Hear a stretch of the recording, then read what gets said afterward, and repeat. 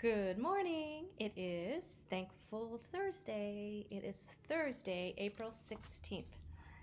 Tomorrow will be Fun Friday, and yesterday was Wiggle Wednesday.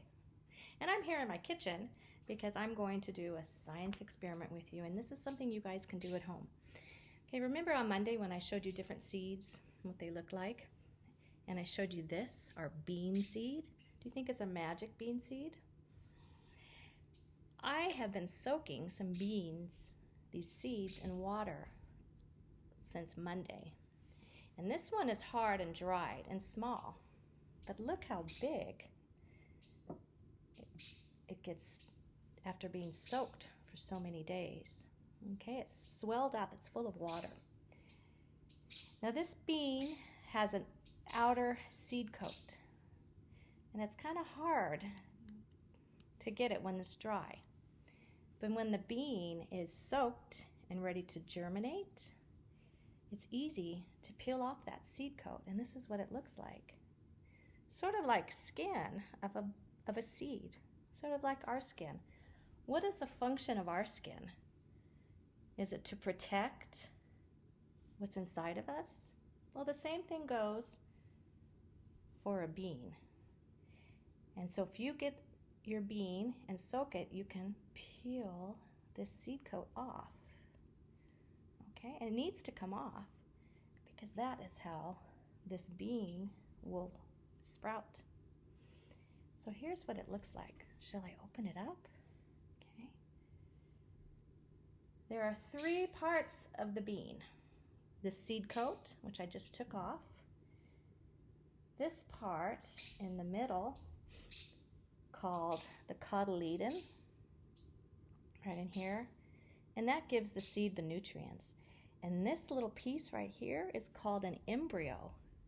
Isn't that crazy? This embryo is the one that's going to develop into a new bean plant. So let me open up this one. All right, so when you do this, if you want to plant your bean, you can. And I'm going to be sending you some soil and some seeds that you'll get in a packet next week to start planting things. So there it is right there. So when you put it in the earth, it's going to grow up into a little sprout. There it is, right there. Okay. So there is your bean seed, and that's what it looks like inside. Pretty cool, huh? All right, I am going to show you parts of a plant. We're going to discuss quickly the role of each part, okay? Let me turn it right side up. All right. So we have a lot of things going on in this diagram, okay? And this picture is posted on our class dojo. So we have the things that plants need. First of all, they need soil and lots of room to grow. If plants are too crowded, they won't grow properly. So they need lots of room to grow. They need air, and we talked about why air is important yesterday. They need rain. Excuse me. They need rain, right? And of course, sunlight. Because all of these magic things come together in a process called photosynthesis, where the plant can make its own food. Right here we have the roots. And the roots go down into the earth. And they take up water.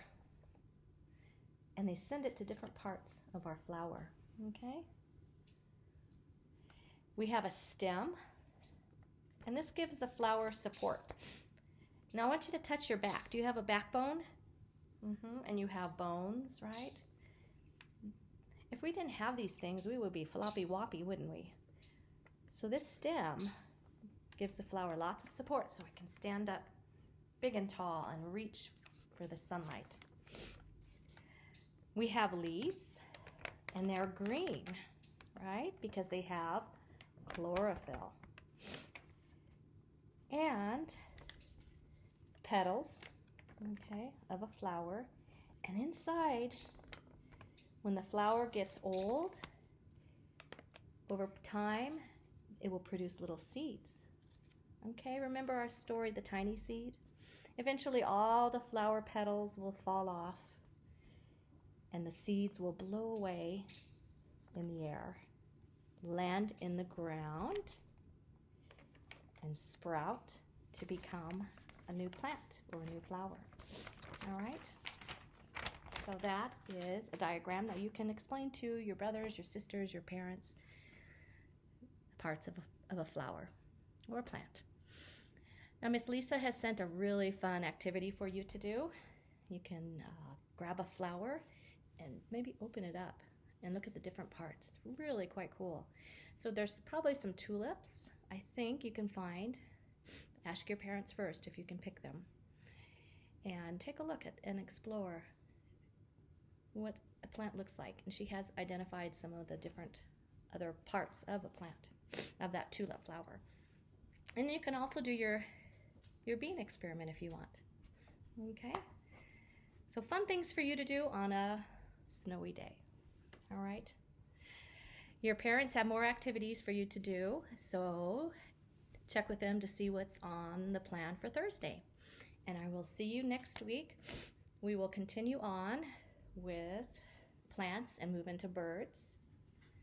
I will even have Frida up here where you can look at the different parts of Frida's body. And you should be getting a packet by Monday or Tuesday with some nice activities and special things that Miss Chris and Miss Lisa have made just for you because we miss you. We hope you're doing well. Work hard. Have fun.